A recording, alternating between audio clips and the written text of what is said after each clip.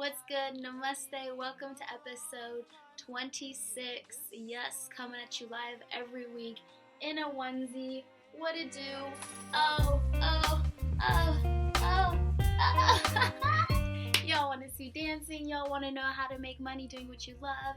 You guys want to know a couple of things. So here I am. I had a really, really rough week. My beautiful mother had a slip in the kitchen and ended up breaking her hip, and it's just been a really, really hectic week, and it's taken me everything to get in front of this camera and make this video for you guys, so I hope it helps and I hope you enjoy it. Mental gain number 1, making money doing what you love. It requires 3 things. Practice, meaning you can't just give up what you're doing because you're not doing it every day. You gotta somehow get yourself involved with what it is that you love, what it is that you aspire to do, whether it's cooking or art or drawing. You gotta make sure you're doing it every day. You're not losing the rhythm of it. So making money and working a job and doing what you love can all be one thing. It's just how you put it together with timing. That's another thing.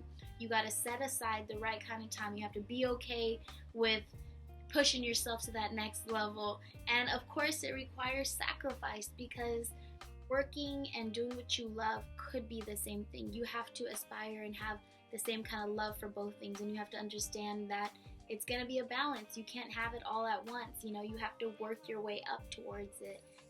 I, for example, on my personal journey, chose to be a model and an actress and be in this whole entertainment industry, and I sacrificed a lot because at the same time I also caregive and I teach martial arts and I start new projects and I do music and I'm working on this EP, and there's all these things that I really, really want to do and make money off of them, but at the same time I have this other job and I'm this family person, and I can't ignore that, and I can't push it to the side. So I'm embracing both and creating as I'm going and using this as practice and understanding the timing and really just trying to be efficient and sacrifice for the things that I love.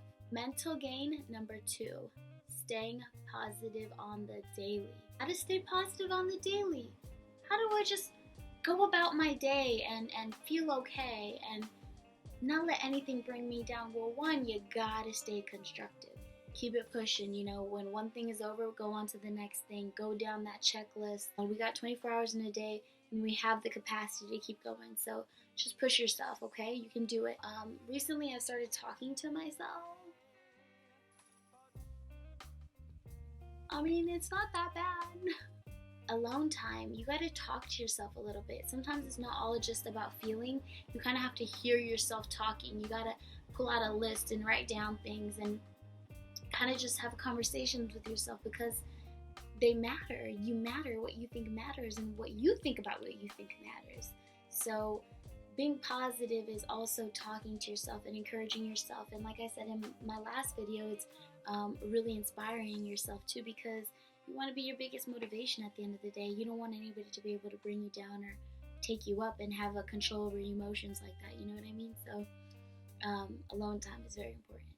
I definitely recommend being healthy, getting a jog in, doing something for yourself that makes you feel good, a couple of lunges.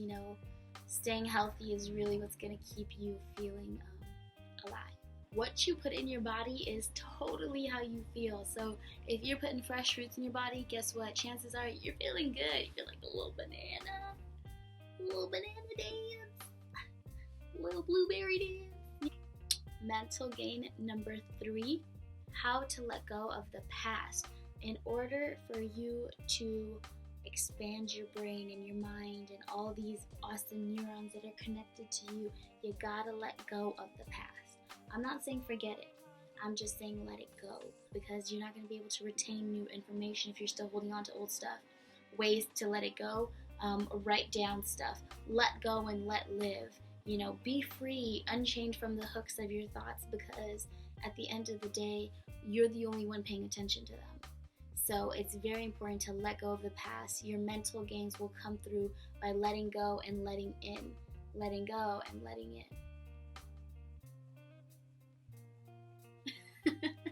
You guys, I wanted to thank you so much for tuning in. I wanted to thank you for subscribing, and riding on this journey with me. Again, it hasn't been an easy week for me, and I really hope that it gets better, and I hope that you guys have a wonderful week. But us keeping in touch and showing each other love is really what's going to help us at the end, because we're not alone. I know somebody else out there is dealing with something I've dealt with, or I'm dealing with something that somebody else is going to deal with, and eventually I'll be able to be there for them. So stay locked, keep it tuned in. I'll see you next week. Mwah. Much love, y'all.